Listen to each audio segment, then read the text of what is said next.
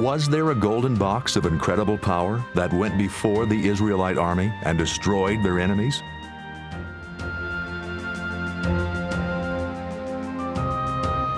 There was never a biblical Ark of the Covenant. It's as fictional as the search for it in Indiana Jones in the Raiders of the Lost Ark. There is ample archaeological and historical proof that the Ark of the Covenant exists exactly as described in the book of Exodus in the Bible. If this remarkable artifact ever did exist, where is it now? Has it been found? And what could it mean for the world if it is found and ultimately opened? Is there something so incredible about this device that it is actually deadly to the touch?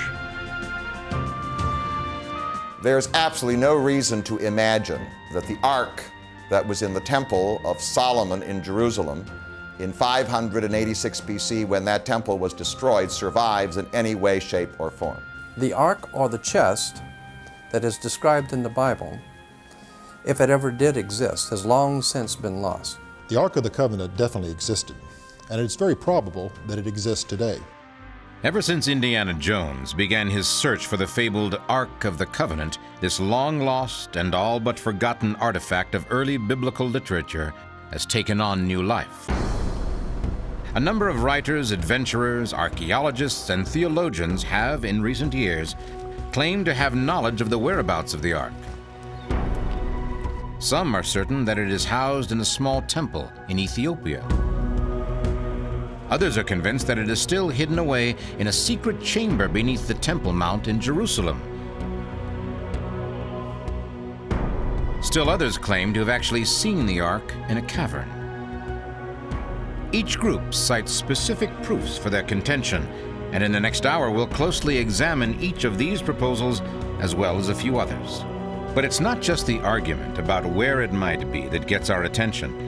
It's the question of whether such a device ever existed at all, and if it did, does it still possess its incredible power? Of all the stories in the Bible, this account probably generates the greatest controversy. Was there, in fact, a beautifully crafted casket that was infused with the power of God? A power that could rout armies, even destroy city walls? Could a band of refugees wandering in the Sinai Desert have had the skill and technology to put such a marvelous piece of workmanship together? And if they did build it, is it reasonable to believe that the Israelite army always carried it before them into battle? At the core of these often heated discussions is an ancient wooden chest, covered inside and out with beaten gold and known literally throughout the world as the Ark of the Covenant. It is at least 3,500 years old, and the story of what it is and how it came to be is found here in the book of Exodus. According to chapters 25 through 30, God gave Moses explicit instructions for the construction of the ark. The Bible tells us that inside the Ark of the Covenant were the famous tablets of the law, produced by the hand of God on Mount Sinai for Moses. Those tablets of the law represent the covenant of God with Israel. They are incredibly important to Israel, and they are supposed to be in the Ark of the Covenant.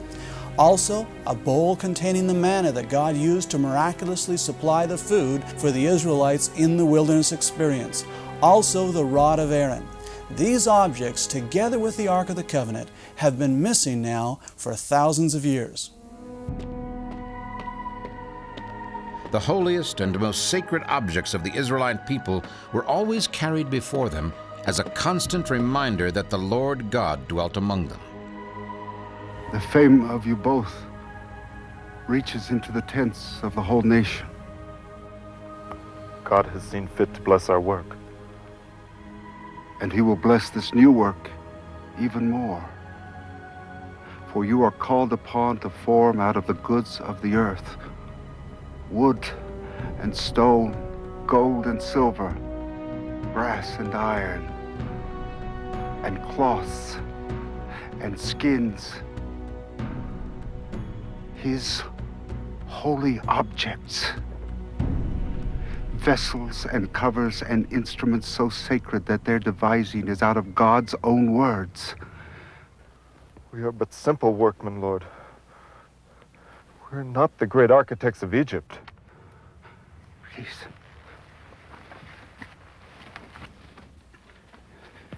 Sit.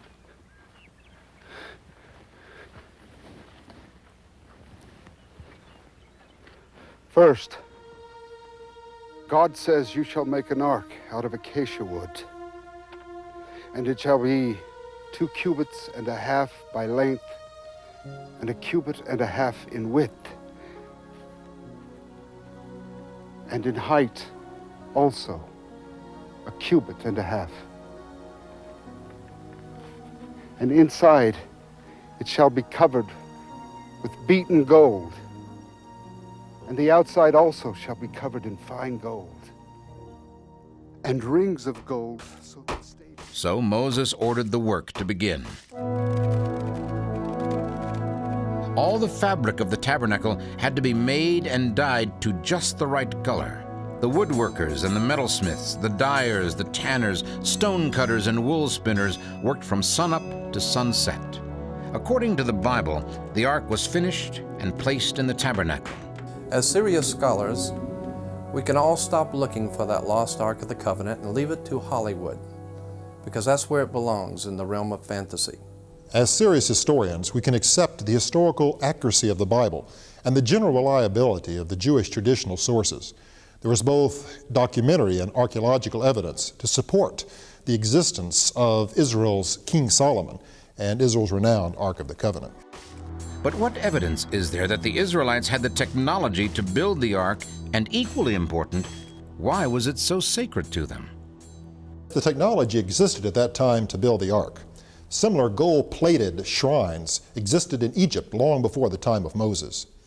As to the question of whether the ark really existed, there are many non-biblical historical references to support the fact. To the Israelites, undoubtedly the ark was their most sacred religious object, for it served as the footstool of the true God, and His divine presence was once visible there. The Israelites believed that the Ark of the Covenant was responsible to allow them to walk across the Jordan River when it was miraculously dried up. The Ark of the Covenant was used when they surrounded the city of Jericho 7 times. The entire city fell into the ground, as archaeologists have verified. For 40 years, Moses had led his people through the desert wastes of the Sinai Peninsula, preparing them for the day they would enter Canaan, the Promised Land. It was now up to Joshua to lead God's people into Canaan and help them possess the Promised Land. But this great walled city called Jericho stood squarely in their path. It was the strongest fortress in the land of Canaan and the key to the success or failure of the Israelite mission. It was known as a place of fragrance, a walled city located in the midst of a vast grove of palm trees in the plain of Jordan. It is also the city that blocked the Israelites' conquest of Canaan. Weakened by their arduous trek through the wilderness, the Israelites were neither equipped nor trained to lay siege to such a massive adversary as the walled city of Jericho. But according to the Bible, God had instructed them to conquer the land of Canaan. This was to be their promised land. And to accomplish this, all they needed was faith. The battle would be won with a blast of a trumpet. By now, miracles were almost old hat to the leaders of the Israelites. There was the little matter of crossing the Red Sea on dry land and watching as the entire army of Pharaoh was destroyed, and the manna from heaven that had fed the Israelite nation for 40 years in the wilderness. Jericho is considered to be the oldest known inhabited city in the world, and around 1400 BC, when Joshua and the Israelites were instructed to go forth and conquer the land of Canaan, it was a heavily fortified city surrounded by a seemingly impregnable wall. The Bible tells us that the city of Jericho had to be destroyed. It was a pagan fortress of depravity, an abomination in the eyes of God, and a locked gate barring their way to the Promised Land. After Joshua crossed the river, he sent spies into the city whose reports caused great concern among Joshua's generals. The city was well fortified and well stocked with grain from the harvest, and there was a natural spring in the center of the city. Jericho could withstand a very long siege. These details will help us determine whether or not the biblical account is true. Put ourselves into a terrible position. Now the river is at our back. We have all the armed cities of Canaan before us. My counselors believe we should move south. Start with a smaller campaign. If Joshua insists on this madness, we will waste the flower of our army on those walls. Better to attack a less formidable position until we have time to build up our strength.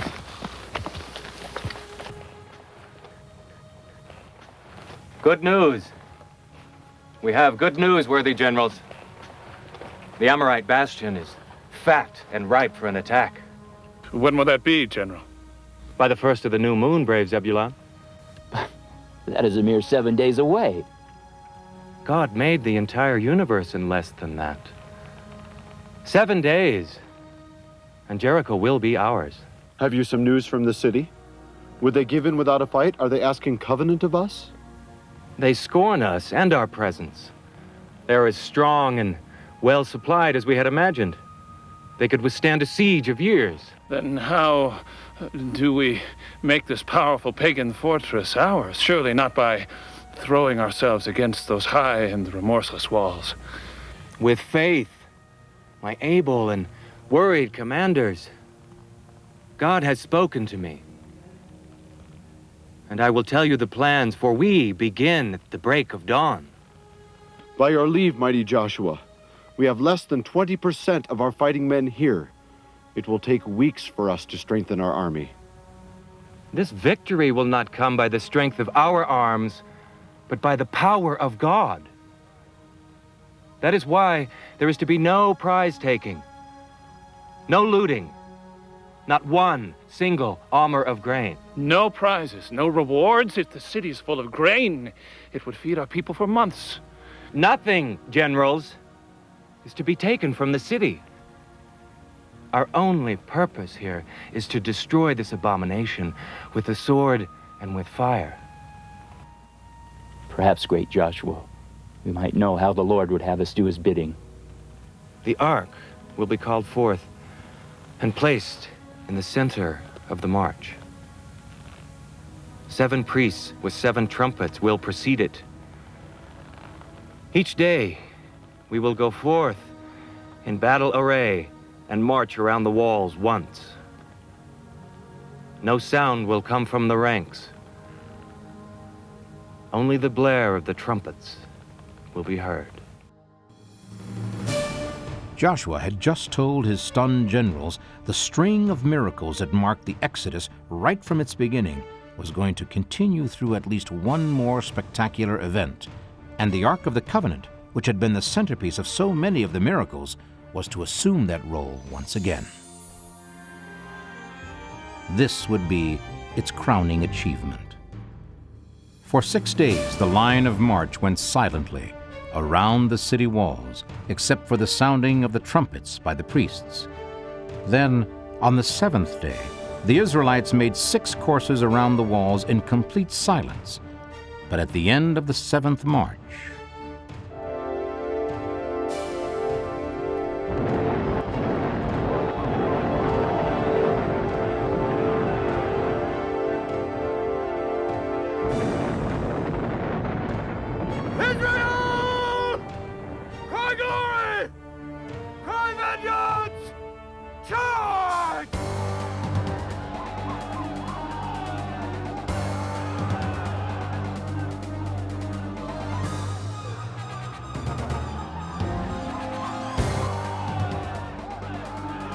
what we've seen is the vivid picture portrayed by the biblical account of the destruction of Jericho's walls. But is it possible? For many years, scholars thought that the story of Jericho was a mythical legend. When the archaeological evidence is properly interpreted, however, we find it agrees with the Bible in an amazing way. Jericho was a very strongly defended city. It had 2 mud brick walls surrounding it. The archaeological evidence indicates that those mud brick walls collapsed, as described in the Bible, and probably that was due to earthquake. Remnants of that wall are still there today. In fact, I have one of the mud bricks right here. It's about 3,400 years old. The city was surrounded by an outer stone revetment wall about 12 feet high. On top of that was a mud brick wall about 18 feet high. This is what the Israelites faced as they marched around the city for 7 days, according to the biblical account. Behind those walls was a massive earthen embankment that surrounded the entire city. At the crest of that embankment was yet another mud brick wall about 18 feet high. As the archaeologists excavated within the city, they found abundant evidence that there was earthquake activity at the time the city met its end. When they excavated at the base of this outer stone revetment wall, they found piles of collapsed mud bricks. Now, even though these mud brick walls collapsed and fell, the stone wall, the 12-foot-high stone wall, is still there today. How did the Israelites get over that? Well, the way that the mud bricks fell, they formed a ramp so that the Israelites could merely go up over that ramp and into the city and set it ablaze. This gave ample evidence that the biblical account was entirely correct. In the Bible, we're told that the walls fell flat. Within the city, they found great quantity of grain. It was very evident that the end came just after harvest time. It's very unusual to find large amounts of grain in an ancient site. Here at Jericho, they found in almost every building great jars full of grain. Usually that would have been plundered because it was very valuable. The Bible tells us, however, that the Israelites were forbidden to plunder the city, that it was to be offered up to God. Also, the fact that there was a lot of grain there indicates that there was a very short siege of the city.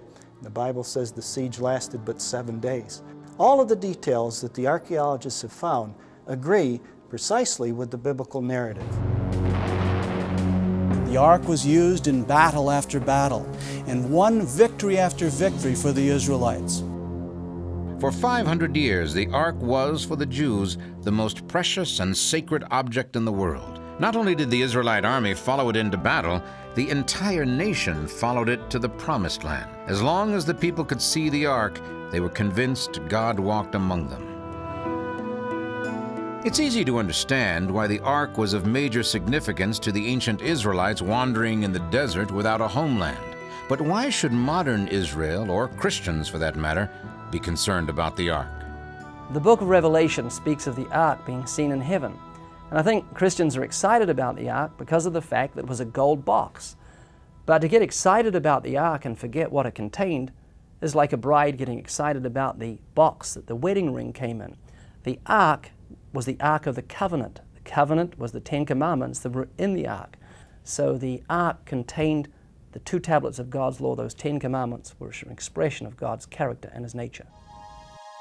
Here we begin to understand that the mystery of the Ark of the Covenant goes far beyond the question of where it might be today. For example, just which ark are we looking for? We often forget that Moses received different parts of the law on Mount Sinai. On 2 different occasions, he was given the law, and it's recorded in the book of Exodus. Later on, we find that that law was recorded in the book of Deuteronomy. In Exodus 24, God instructs Moses, as recorded in the scripture, "Come up to me into the mount, and be there, and I will give thee the tables of stone, and the law, and the commandment, which I have written, that you mayest teach them." A little bit later in Exodus 25, he tells Moses to, as the scripture says, to take the testimony, put it in the ark that was made. Now this is a critical verse in light of what happened next. Moses came down from Mount Sinai with the tablets just as God had promised. But when he saw the people debauching themselves before the golden calf, he flew into a rage and smashed the tablets. You are not worthy to receive the law of God!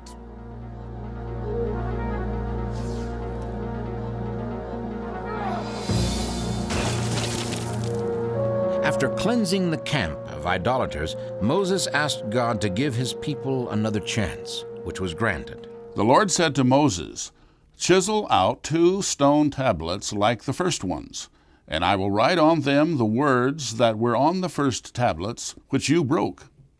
And God goes even further. He orders Moses to bring another set of stones to the mountain, And on that new set of stones he writes the Ten Commandments. Those stones, then, are placed into the ark. And unlike the detailed instructions of the first ark, in Deuteronomy Moses said, "And I turned and came down from the mount, and put the tablets in the ark which I had made, and there they are, as the Lord commanded me."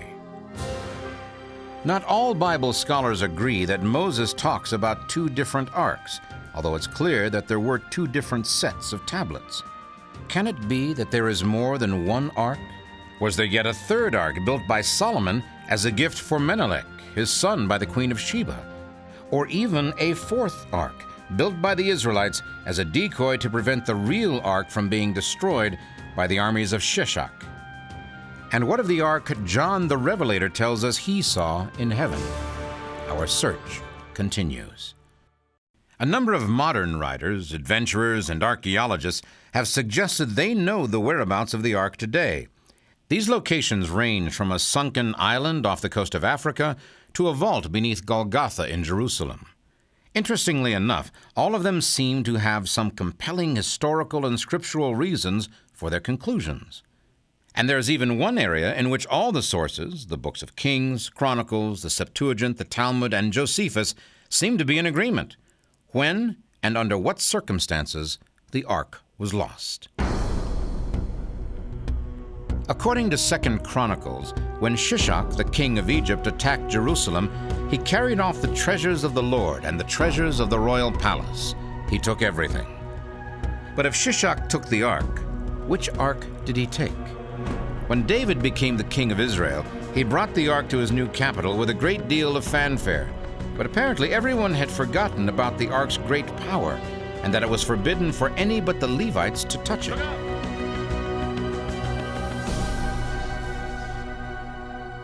That David had the true Ark of the Covenant was soon made clear. This was the ark King David would try to bring into a newly built temple, but it would be his son Solomon who would eventually make that dream a reality. David was a warrior, and because of that, God prevented him from building the temple. But his son Solomon asked for wisdom, so he was allowed to construct the divine sanctuary and built what is reputed to be the most beautiful and elaborate temple ever built. And in it, in the Holy of Holies, he enshrined the fabled seat of God's power on earth, the true Ark of the Covenant. But from that time, the Bible falls silent about the Ark. It is mentioned once more only, and that is in the book of Jeremiah, and with an air of finality. Jeremiah says, "The Ark of the Covenant of the Lord, it will never enter their minds or be remembered. It will not be missed, nor will another one be made." If you love a mystery, well, this is where it starts. There is no mention again of the Ark in any active sense, but legends and stories there are more than enough. One of these is the two-ark proposal. In the Ethiopian version, cited in the Encyclopedia Britannica, Solomon is supposed to have had a duplicate of the ark made, which he gave as a present to Menelik, his son, by the Queen of Sheba. But the wily Menelik substituted the replica for the real ark, which he then carried to his capital in Ethiopia. There is, in fact, an unbroken historical tradition in the royal chronicles of Ethiopia that they have the Ark of the Covenant. But how reliable is that tradition? Historians, biblical scholars, and members of academia, by and large, do not accept the story out of Ethiopia. But most of them have never been to Ethiopia. They don't understand the basis of its claim. They just have a feeling that the Ark of the Covenant is so important that it never would have found its way to some remote part of Africa. There is a building, an underground temple in northern Ethiopia, in the city of Axum, underneath a church which is today called the Church of Zion. This building is claimed to contain the true Ark of the Covenant. They, in their history, claim that they kept it there guarded in this underground temple by Jewish priests who are led by a young boy who is chosen at the age of 7, the guardian of the ark, and this boy stays inside the Holy of Holies and guards the ark night and day until he dies. He comes out into another room where he is fed and his needs are taken care of. But the Ethiopians claim that this is how the ark is guarded, together with armed guards, and this has taken place, they claim, for 3,000 years. Regardless of what others say or believe, one thing is certain. The Ethiopian Orthodox Church worships a relic they believe to be the true ark. It is protected by a guardian, a Coptic priest who never leaves the premises and never allows anyone to see it. At age 7, the new guardian is taken into the temple. He will be the only person to look behind the faded red drape of the Holy of Holies until the day he dies.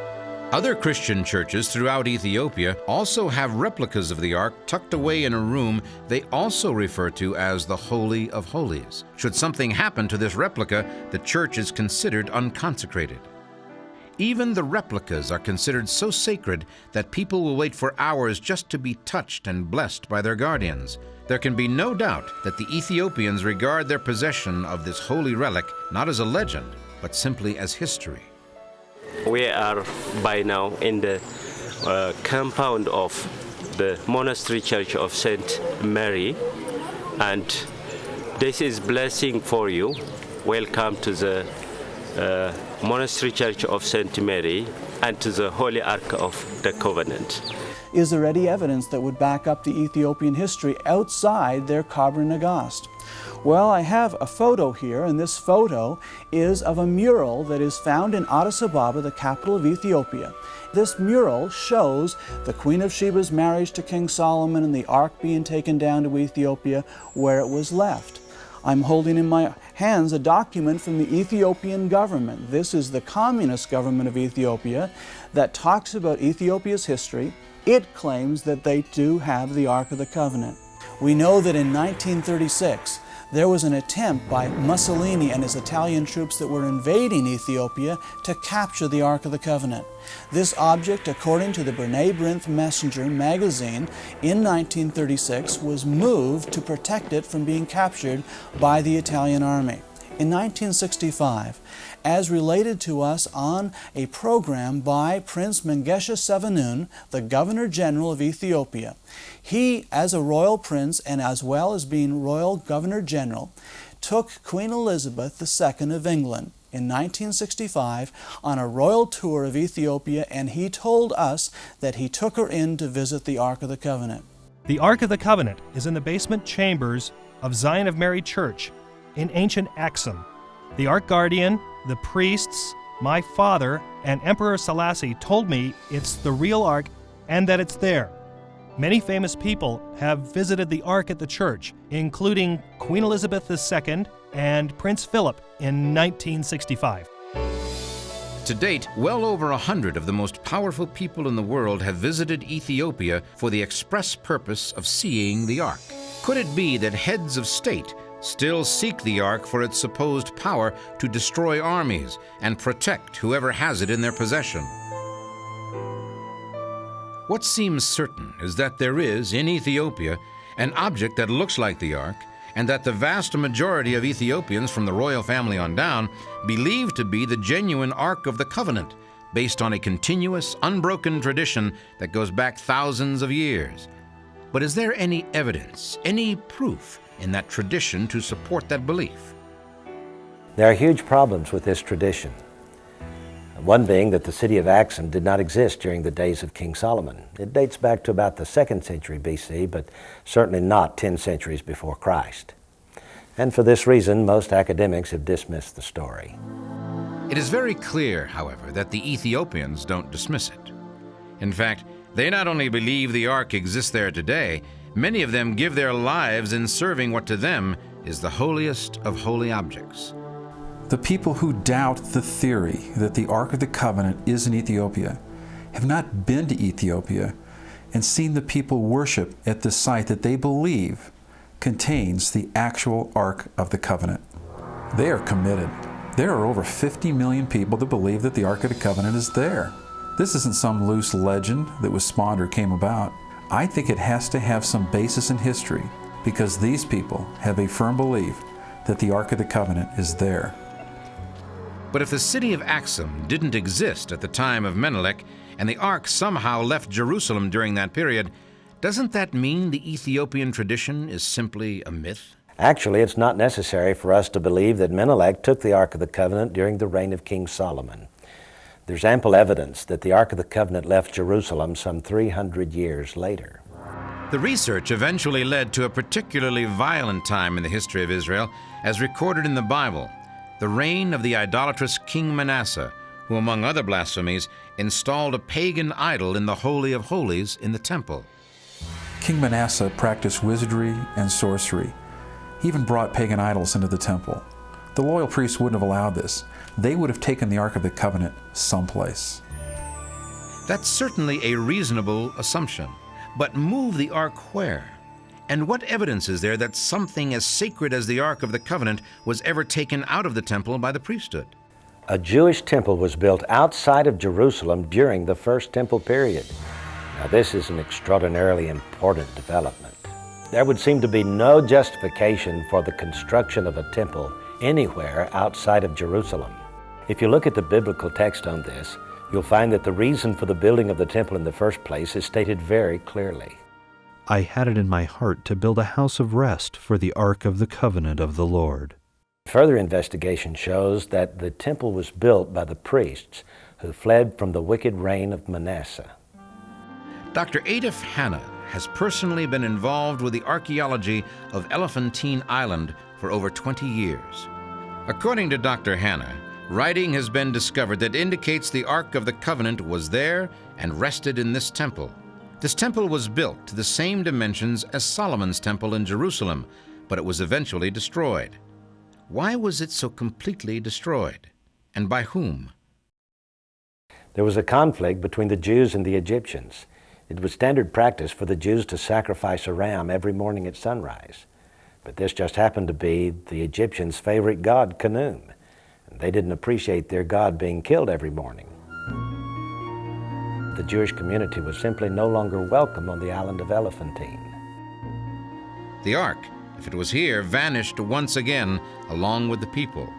But Dr. Hanna, based on his own research, has developed an interesting theory of the Ark's history. According to Dr. Hanna, the Jews at Elephantine wrote a letter to Jerusalem asking for help in rebuilding the temple. But when the Jews in Jerusalem found out there was another temple, they were furious, and they rebuffed the Jews at Elephantine for having ever built it in the first place. The Jews at Elephantine Island felt not welcome in Jerusalem. They were no longer welcome at Elephantine, so they took the Ark of the Covenant and followed the Nile River south into Ethiopia. Could it be that we are finally on the trail of the true Ark of the Covenant? Is it possible that it wasn't Menelik, but a group of Jewish priests who brought the Ark to Ethiopia? Do these young Ethiopian Jews know where the Ark might be today? The mystery continues to unfold. If the Ark of the Covenant was removed from its place in the temple to protect it from the desecrations of King Manasseh and taken to Elephantine Island, that still leaves two unanswered questions. How did the Ark get from Egypt to Ethiopia, and how did it come into possession of the Christians? The vast Nile River system leads ultimately to one of two sources. The first one, of course, is Uganda. The other source of the Nile, the Blue Nile, where most of the water comes from, is in Lake Tana in Ethiopia. One of the most surprising discoveries of Hancock and Cornuke's research was a small island tucked away in this huge lake in Ethiopia. Here, they uncovered a surprising history. It is very difficult to get to Tanakirkos Island. It takes about 3.5 hours by small boat to get there. Lake Tana is a very large lake. It's one of the largest in all Africa. And the Ethiopians consider Tanakirkos Island to be a very holy place. This tiny island is one of Ethiopia's most protected holy sites. Barely a mile long and covered with lush vegetation, it is highly restricted. Few are allowed to visit, and only men are welcome. When I arrived at Tanakirkos Island, it was the most mysterious place I've ever been to. It's literally like stepping back into time. They grow their own corn, they make their own clothes, they live in thatched huts. They live as they did thousands and thousands of years ago.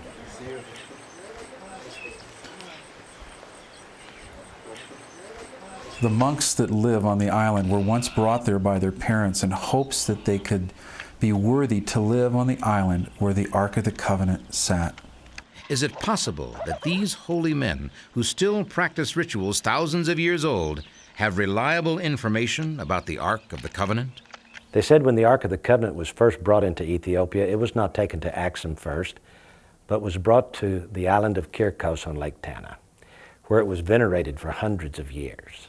The tradition of the island is that the Ark of the Covenant was placed in a tent called a tabernacle here on this rocky ledge. Undisturbed by archaeologists or souvenir hunters, this small plateau does in fact show evidence of such a tent. Holes precisely 13 feet apart and placed in a north-south to east-west direction can still be seen. It is not surprising that these socket holes approximate the size of the tabernacle described in the Bible. But is there any other evidence to support this tradition? The Ethiopians and the monks showed me many implements that they said were from Solomon's temple. They showed us meat forks, bowls, stands, silver trumpets. I said, why weren't these implements taken to Axum with the Ark of the Covenant? They said when the country was converted to Christianity, they no longer needed these implements to be brought to Axum. So they were abandoned and left with the monks on the island.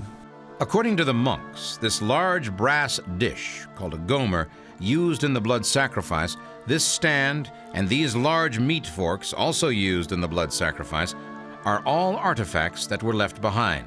And if these objects are from Solomon's temple, they are the only ones in existence today. Suddenly, all of the pieces of the puzzle start fitting together. We have evidence that the Ark of the Covenant left Jerusalem before the Babylonian invasion. Then we have a temple being built on the island of Elephantine, several hundred miles to the south. 200 years later, that temple is destroyed.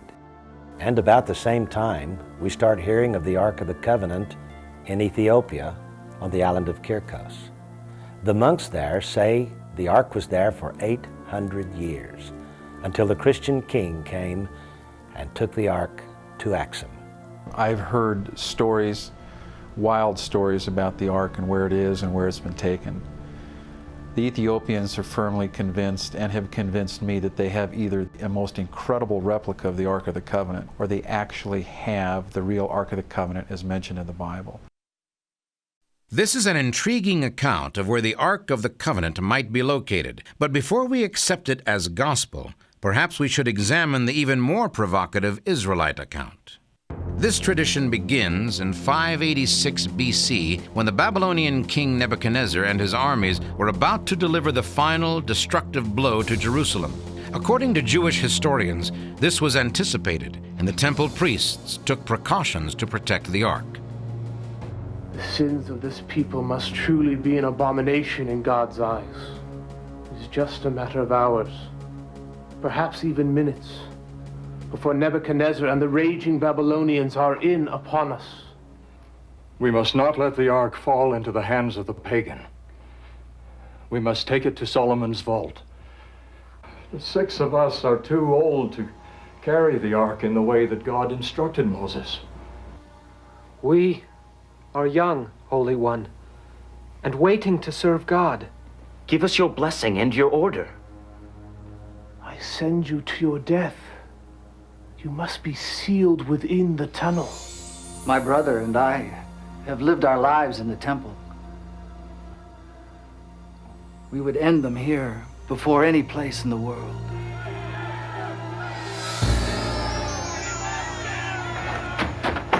Your grace and forgiveness, Holy Ones. The walls are breached, and the Babylonians are pouring into the city. You must flee, now! Quickly, brethren. We must do it quickly. According to this tradition, the Ark was taken by the priests and secreted in a vault under the Temple of Solomon that could only be accessed through an underground tunnel.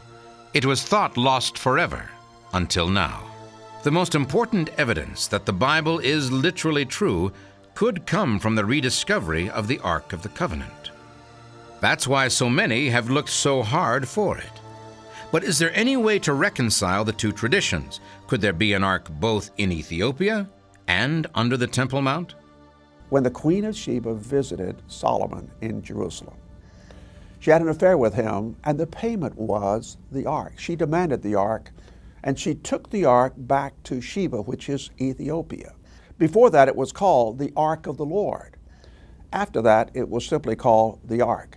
And many people believe, and it could be, that a duplicate ark was made and put into the temple area, and the true ark was taken to Ethiopia. Or could it be that all the searching is in vain? The book of Revelation states very plainly that John saw the ark in heaven. Some confusion has been caused by the fact that Revelation chapter 19 refers to a prophetic vision in which the author describes seeing a vision of the ark in heaven. This is no contradiction to the fact of there being an earthly ark that is still in existence. The fact is that God tells us in the book of Exodus that Moses was commanded to make the earthly ark, as well as the tabernacle and all the objects, after the pattern of the original that was in heaven. So in other words, there has always been an Ark of the Covenant in heaven, as well as the earthly ark. The Ethiopian tradition and the Israelite tradition, by the way, are not the only stories that support a precise location for the Ark of the Covenant. According to ancient Jewish writings, some contend the Ark is hidden on Mount Nebo in Jordan. Others suggest the Ark is hidden somewhere near the Dead Sea on the Jordan's west bank. And one American researcher claims to have found it in a stone-carved room under Gordon's Calvary near the Garden Tomb. According to this story, a man by the name of Ron Wyatt found the Ark here underneath the place of the skull on January 6, 1982. After 4 years of digging, Wyatt said he found the entrance to Jeremiah's Grotto, a room 14 feet by 22 feet by 8 feet high. In this room, he said he found items of furniture from Solomon's temple and the Ark of the Covenant. For political reasons, Wyatt said he was asked by the Director of Antiquities to close up the entrance to the grotto. Unfortunately, Wyatt died before he was able to convince Israeli officials to inspect his find further. The grotto, if it ever existed, has failed to excite the interest of archaeologists. But does anyone really know? And if there are those who have reliable information, do they know which ark is the true ark? Is it possible that the Ethiopian ark and the ark said to be under the Temple Mount could be the same? Have the Jews finally reclaimed their most precious religious artifact, the true Ark of the Covenant? The evidence for the Ark of the Covenant being or having been in Ethiopia is largely circumstantial, but archaeologically and historically, the evidence supporting that idea is very compelling. But what about the tradition of the Ark being under the Temple Mount? Is there any modern evidence to support this claim? In 1981, an excavation took place on Temple Mount. 3 rabbis made a discovery that very nearly set off another holy war between the Muslims and Jews. If we look at this sketch of the Temple Mount in Jerusalem, we can see subterranean passageways. Superimposing upon this a model of the temple, the Jewish historical sources tell us that there was a chamber of wood, or a wood pen, underneath which was a secret chamber that King Josiah deposited the Ark of the Covenant in shortly before the destruction of the temple by the Babylonians. In 1981, 3 rabbis entered through Warren's Gate, one of the original entrances to the Temple Mount. They tunneled through and came to an area in which they claim they now have direct knowledge of the exact location of the Ark of the Covenant within this chamber. Do you believe that some of the temple treasury... Yet Huda Getz, chief rabbi of the Western Wall, was one of the tunnelers in 1981.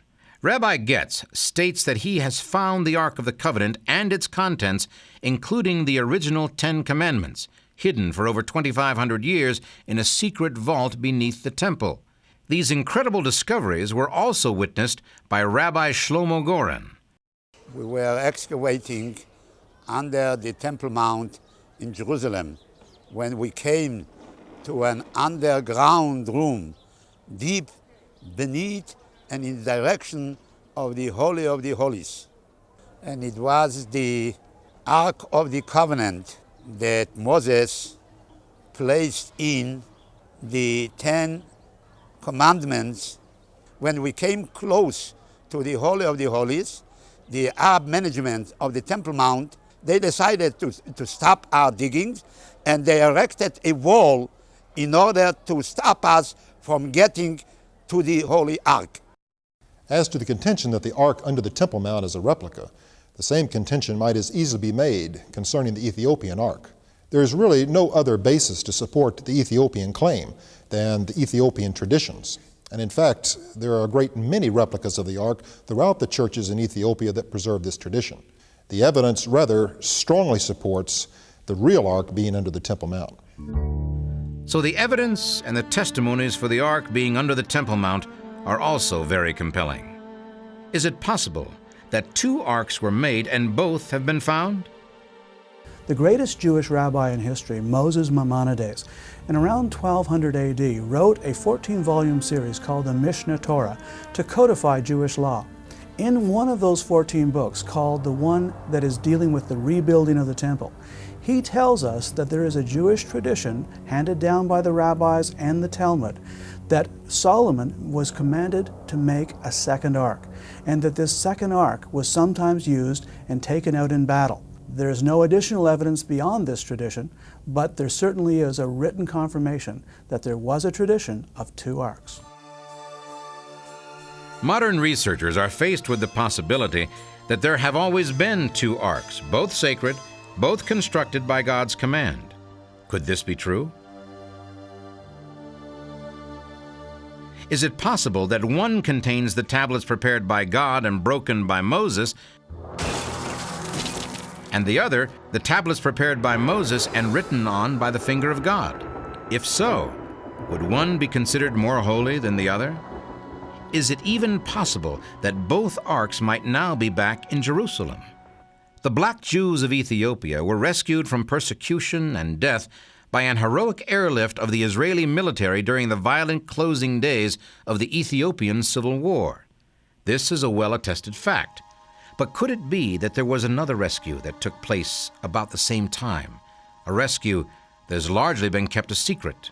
There is compelling historical evidence from the Ethiopian records, the Kabr Nagas, the Royal Chronicles, that the Ark has been in Ethiopia for 3,000 years. However, I've had three independent sources, an Ethiopian Air Force General, an Israeli Air Force General, as well as a Canadian diplomat who was in Ethiopia at the time in 1991 when the Ethiopian Civil War ended, that this object was taken out of Ethiopia by the Israelis, who apparently flew into Ethiopia with a military plane, and these men, though they were elite military units, were composed of people from the tribe of Levi.